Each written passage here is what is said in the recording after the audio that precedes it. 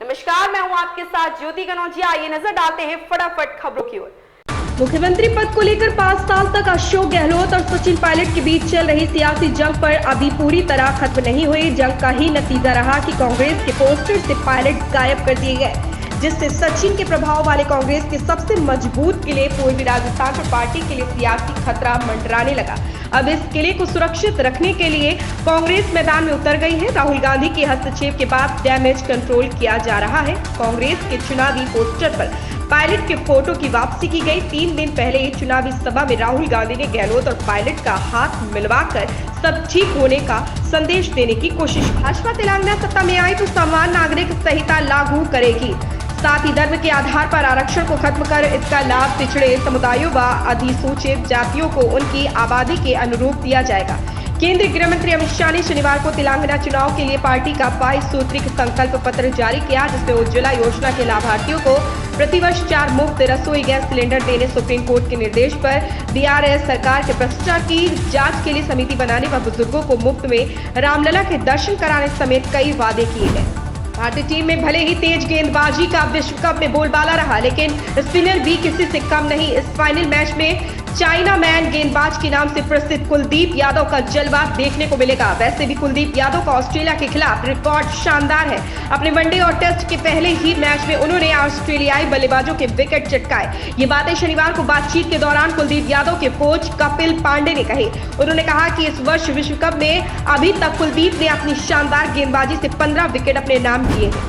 विश्व कप में शानदार प्रदर्शन करने वाले गेंदबाज मोहम्मद शमी के गांव में रालोद अध्यक्ष चौधरी जयंत सिंह ने स्टेडियम बनवाने की घोषणा की है। जयंत ने ट्वीट करके कहा कि वह अपनी राज्यसभा सदस्य की निधि से स्टेडियम बनवाने के लिए तैयार है। क्रिकेट विश्व कप के सभी मैच में अपनी गेंदबाजी से कमाल करने वाले अमरोहा के सहजपुर अलीनगर गांव के मोहम्मद शमी की हर कोई प्रशंसा कर रहा। वहीं उनके गांव में खेल सुविधाएं बढ़ाने के लिए भी घोषणाएं शुरू हो गई। राजधानी में हवा की दिशा बदलने और गति थोड़ी तेज होने से वायु गुणवत्ता गंभीर श्रेणी से नीचे आ गई है, लेकिन अभी भी हवा बेहद खराब श्रेणी में है। राजधानी में कुल एक्यूआई 398 के साथ वायु गुणवत्ता बहुत खराब श्रेणी में है। सुबह हल्की तेज हवा चलने से कोहरे व स्मॉग में भी कमी देखने को मिली। दिल्ली के पर्यावरण मंत्री और आप नेता गोपाल राय ने कहा कि पिछले 2 दिनों में दिल्ली में प्रदूषण के स्तर में सुधार हुआ है। लोक आस्था के महापर्व छठ का तीसरा दिन है। आज अस्ताचलगामी सूर्य को अर्घ्य दिया जाता है। छठ का पहला अर्घ्य षष्ठी तिथि को दिया जाता है या अर्घ्य अस्ताचलगामी सूर्य को दिया जाता है। इस समय जल में दूध डालकर सूर्य की अंतिम किरण को अर्घ्य दिया जाता।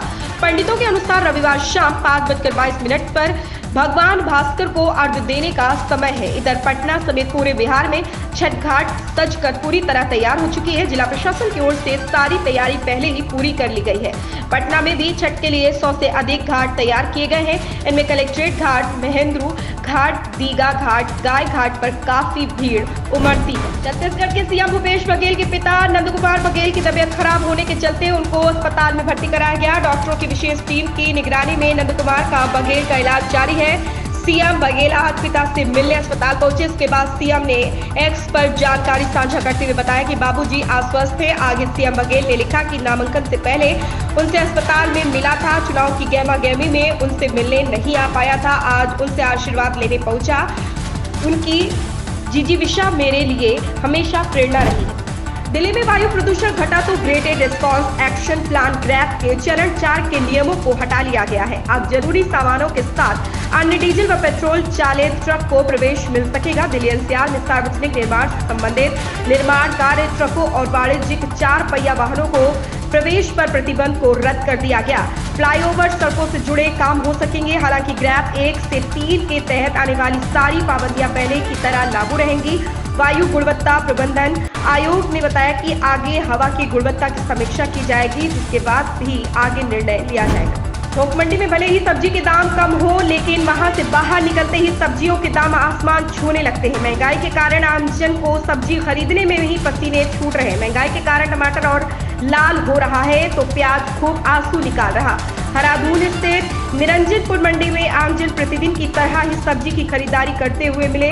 टमाटर से लेकर आलू, प्याज, गोभी, बैगन, गाजर, मटर, मूली, करेला आदि सब्जियों की लोग खूब खरीदारी कर रहे हैं। उत्तर प्रदेश की तस्वीर तेजी से बदल रही है। अब राजनीतिक गढ़ के साथ साथ लखनऊ धीरे धीरे औद्योगिक गढ़ भी बनता जा रहा है। इसी के साथ औद्योगिक राजधानी का तमगा कानपुर से खिसकता जा रहा। केंद्रीय MSME विभाग के मुताबिक यूपी में छोटी इकाइयों की संख्या सबसे ज्यादा लखनऊ में हो गई है। दूसरे नंबर पर गाजियाबाद आ गया है और कानपुर तीसरे स्थान पर सरक गया है। इन खबरों में फिलहाल इतना ही, बने रहें हमारे साथ।